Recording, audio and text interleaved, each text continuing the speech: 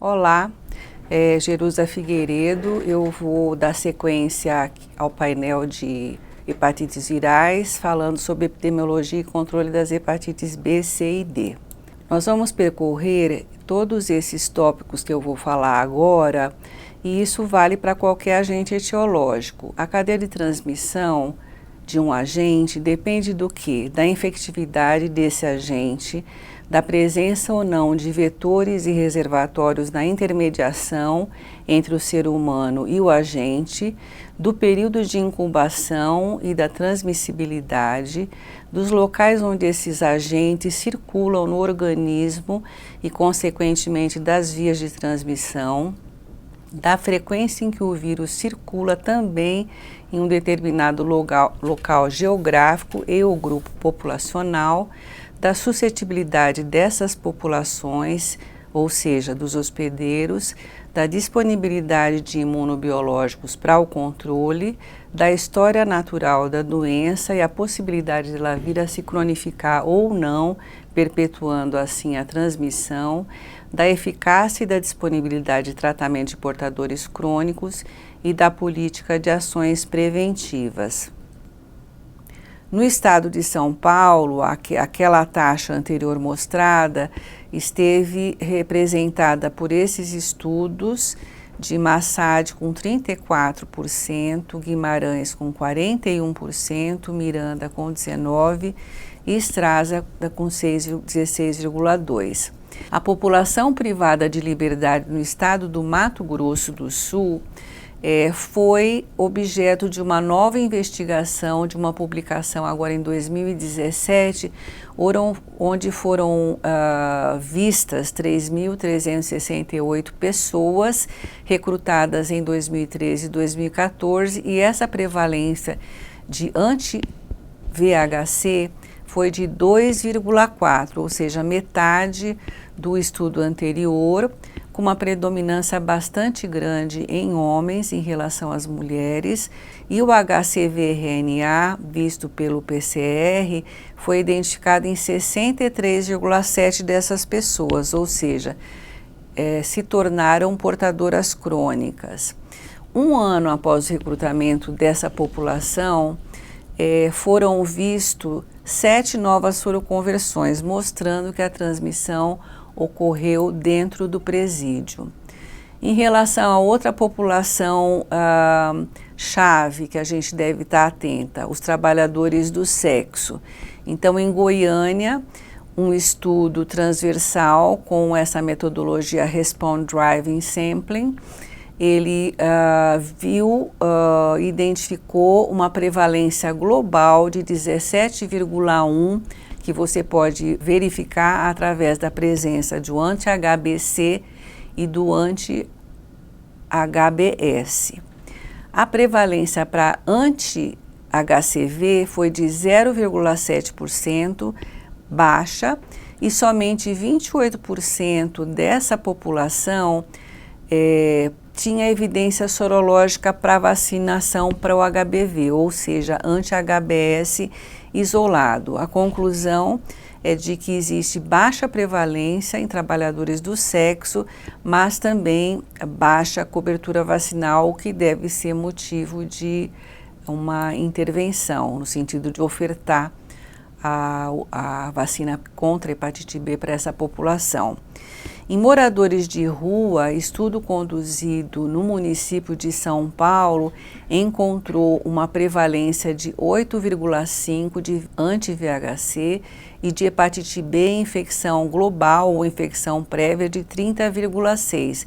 Esse estudo se deu no ano de 2002, a coleta dos seus dados, e foi um estudo de intervenção também, onde além de você fazer entrevistas demográficas, sociais e comportamentais, em relação à prevalência do anti-HCV entre usuários de drogas e não usuários de drogas, ela foi de 50% e 7,3% respectivamente, mostrando uma diferença estatisticamente significante. a conclusão é de que nessa população existe uma alta prevalência de hepatite C, com necessidade de vinculá-la a serviços de saúde e programas de vacinação contra hepatite B. Moradores de rua ainda, agora num estudo mais recente, publicado em 2017 em Goiânia, mostrou uma prevalência global de HBV de 21,8 e apenas 19,5 tinham perfil de vacinação prévia e enfatiza-se nesse estudo a vinculação novamente a serviços de vacinação. Em relação a populações usuárias de drogas injetáveis, que eu disse no começo da apresentação, terem sido responsáveis pelo grande número de casos de hepatite C na primeira metade do século XX. Nesse estudo, na realidade, 2 estudos transversais em usuários de drogas injetáveis no Brasil mostraram uma taxa de 75% em 1994 e de 20,6% em 2001. Na realidade, são 2 estudos transversais que coletaram os dados de 94 a 97 e de 99 a 2001. Uma diferença estatisticamente significante que pode ser consequência da redução significativa do uso de drogas injetáveis e de compartilhamento de agulhas, bem como uma participação dos usuários de drogas injetáveis em iniciativas destinadas à redução de danos, que foi uma iniciativa que teve uma certa cobertura na década de 90 e 2000. Mudanças relevantes, entretanto, nós temos visto no cenário de uso de drogas, com um declínio bastante pronunciado de drogas injetáveis em diferentes contextos. Existe uma substituição por crack, primariamente consumido como uma droga fumada, que pode ser visto nesses estudos aqui referenciados. A prevalência de hepatite C no inquérito nacional que foi feito referente aos usuários de crack ou similares foi de 2,63%, que é mais elevada que a prevalência estimada para a população geral no Brasil, que eu vou falar mais adiante, que está em torno de 1,38%. Esse estudo mostrou que a prevalência da infecção pelo vírus C, ela aumenta com a idade, então, a partir dos 31 anos, ela é de 4,67, ante 1% de 18 a 30 anos, e ela aumenta também com o compartilhamento de aparatos para o uso de crack.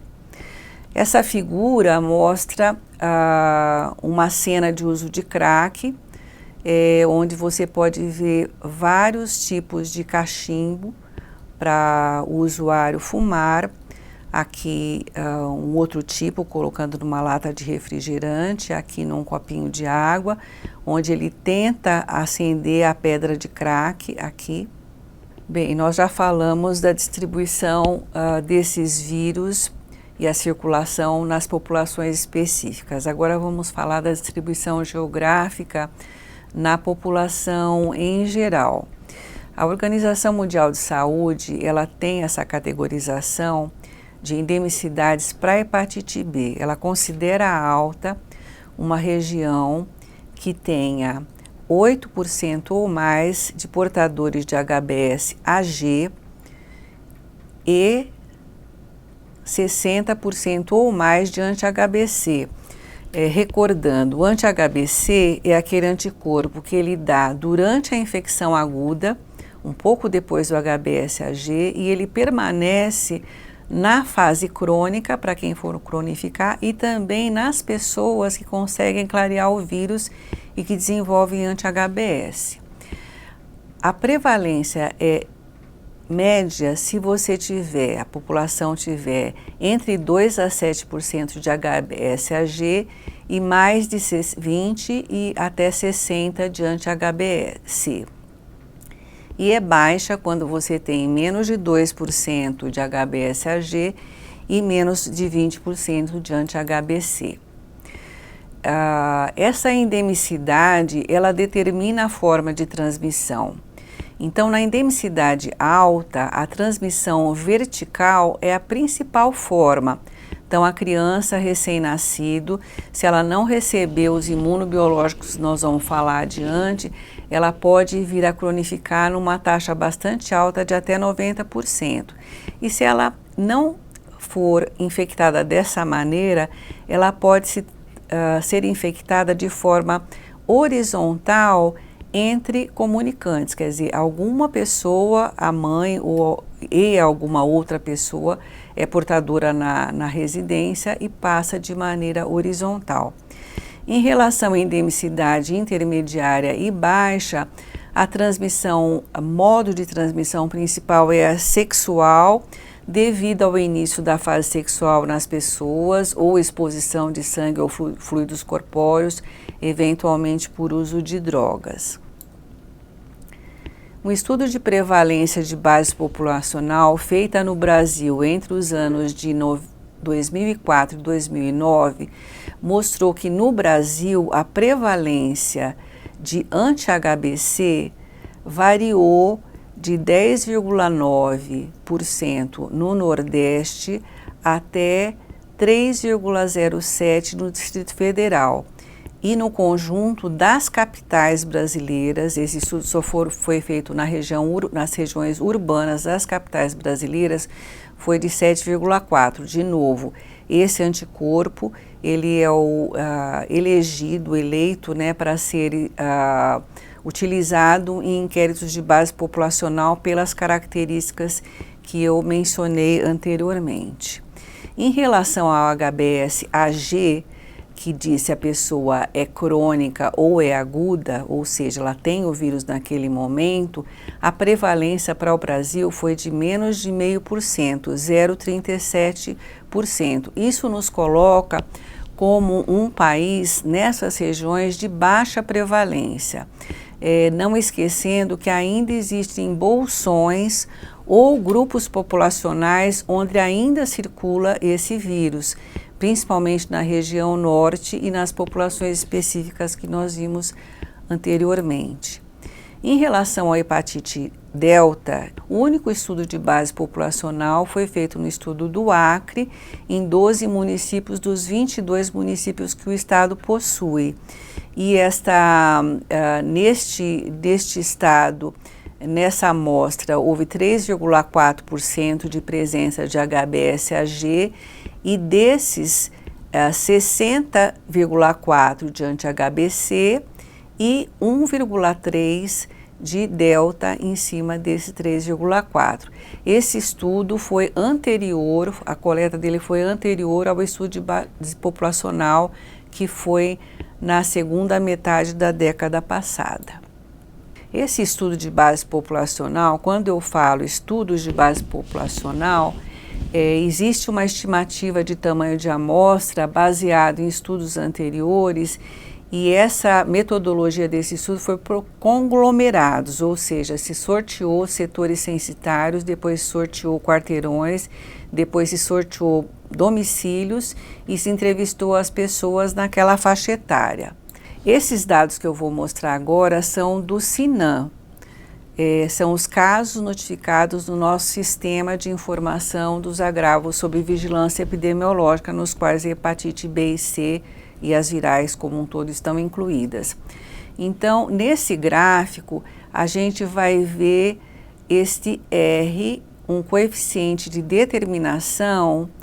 Esse coeficiente de determinação, o melhor ajuste possível é quando o R2 é igual a 1. Então, nós vamos ver aqui que esse ajuste para os casos de hepatite B total tem um ajuste que não é muito bom. E ele mostra o quê? Que os casos de notificação compulsória de hepatite B em todas as faixas etárias está aumentando. Isso não corresponde ou pode não corresponder à realidade de novos casos, mas sim da detecção de novos casos, que tem muito a ver com a estruturação dos serviços de saúde de forma descentralizada, respeitando os princípios do SUS. Esse dado em menores de 15 anos fala a favor de uma queda de novas infecções. No gráfico abaixo, nós estamos vendo o HBV aqui em azul, com essa queda se repetindo em menores de 15 anos, e o HCV também quase como uma linha, com ajuste bastante razoáveis de 0,8% e 0,7% e patamares muito baixos, né? Porque aqui são o número de casos em menores de 15 anos notificados. Medidas de prevenção e controle agora contra o vírus da hepatite B. Nós falamos bastante da questão da circulação do vírus da hepatite B em populações específicas e na população geral. E existe uma vacina contra a hepatite B que ela está no calendário vacinal infantil desde 1998. Só que ela antecedeu, o seu uso antecedeu na década de 80, fim de década de 80 e início de 90 para a região norte brasileira. Então nós temos coortes de 20 anos oriunda do início desse calendário vacinal de 98 e outras coortes anteriores também. Atualmente, ela é dada para qualquer pessoa em qualquer faixa etária. Nós temos coberturas vacinais altas no Brasil em menores de 1 ano. Outra medida de prevenção importante é o uso da vacina e da imunoglobulina hiperimune nas primeiras 12 horas para as crianças nascidas de mãe HBS positiva. Como eu disse anteriormente, a maior parte da transmissão de mãe para filho ocorre durante o parto, mas existe uma porcentagem pequena que existe durante a gestação. Então, para grávidas que são HBS positivas, HBE positivas, onde a replicação é mais intensa, se dá também o tenofovir, um antiviral, no 3º trimestre da gestação. Para todo recém-nascido, a vacinação é disponível em maternidades nas primeiras 12 horas, ou deve ser oferecida nas primeiras 12 horas, porque é uma forma também de você, nem não sabendo que a grávida HBS positiva, está interrompendo numa porcentagem importante a transmissão vertical. É mandatório solicitação de HBsAg em todas as gestantes no 1º e 3º trimestre de gestação. O controle transfusional, ele é bastante antigo nos bancos de sangue, desde 1975 no Brasil. Claro que com as sorologias têm diferentes gerações, então passaram a ser mais sensíveis cada vez que o tempo ia passando. O uso de preservativo, que foi uma medida muito recomendada e é recomendada ainda, mas principalmente no início do advento da AIDS, também auxilia na prevenção e, obviamente, o diagnóstico precoce, o manejo adequado da infecção crônica para detecção precoce e possibilidade de negativar a pessoa tratada, evitando que ela continue transmissora. Em relação às medidas de prevenção e controle de hepatite C, o controle de transmissão transfusional no Brasil foi implantado em 1993, em novembro de 93. Como o vírus foi identificado por biologia molecular somente em 89, os testes comerciais foram sendo disponibilizados na década seguinte. Intervenção em fatores de risco é importante, né, no caso de uso de drogas, por exemplo, e também diagnóstico precoce e tratamento da infecção crônica.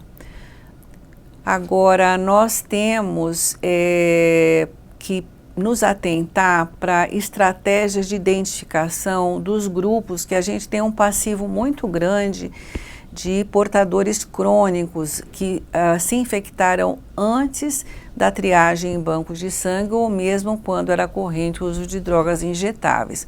Como é que se faz essa identificação? Deve-se procurar fazer em populações de maior risco. Então, a gente pode fazer um screening com base em faixas etárias ou pode fazer um screening em populações mais vulneráveis. A questão da faixa etária. Nos Estados Unidos, 76,5% dos portadores de HCV, eles ocorrem, quer dizer, nascidos entre 45 e 65. E eles já foram diagnosticados com fibrose avançada. Então, essas pessoas são prioritárias, não só nos Estados Unidos, mas também no Brasil. A Organização Mundial de Saúde, ela tem um plano de eliminação das hepatites virais até 2030. A estimativa global de pessoas vivendo com hepatite B em 2015 e pessoas vivendo com hepatite B definida como tendo HBsAg positivo é 257 milhões e 887 mil mortes. Para a hepatite C, nesta mesma data, que foi a última consolidada, estimativa é de 71 milhões de pessoas vivendo com hepatite C e 339 mil mortes a cada ano.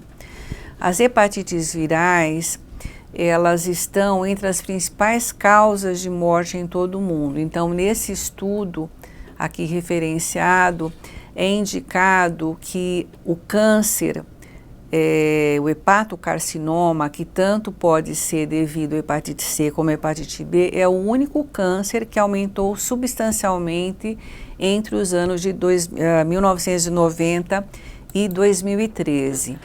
E essa meta de redução de novos casos e de mortalidade da Organização Mundial de Saúde é uma redução de novos casos e de mortalidade para as duas hepatites de 30% e de 10% em relação a 2020 e de 90% até 2030 e 65% até 2030.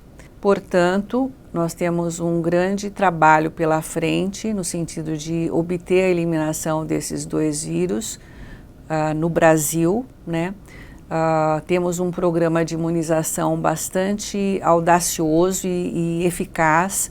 Então, para a hepatite B, a gente tem um cenário um pouco mais confortável e para a hepatite C, nós temos que encontrar esses portadores e tratá-los